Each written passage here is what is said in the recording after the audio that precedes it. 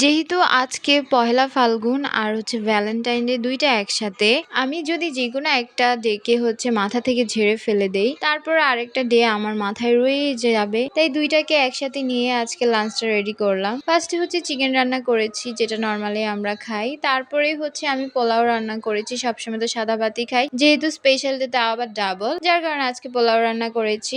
আর আমার ফ্যামিলি মেম্বাররা মানে যে ২ জন আছে ওরা মোটামুটি পোলাওটা ভালোবাসে।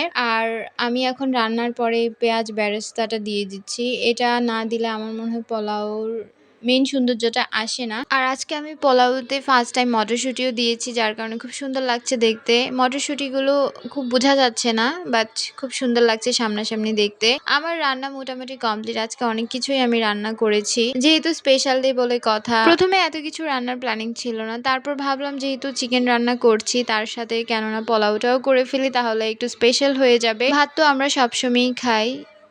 আর এখানে আজকের আইটেমগুলো।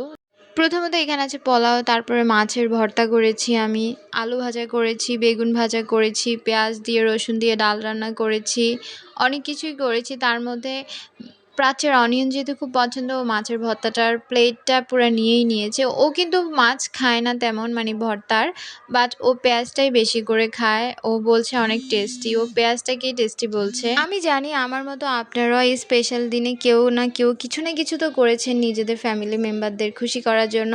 ও হ্যাঁ, আমরা আরেকটা কাজ করেছি। আপনারা তো জানেনই যে আমার বারান্দায় নতুন এক সদস্য আসছে, সেটা একটা হাজারি গোলাপ গাছ। আজকে সকালবেলা উঠে দেখি ২ টা গোলাপ ফুল ফুটেছে। তাই আমি আর একদমই দেরি করিনি।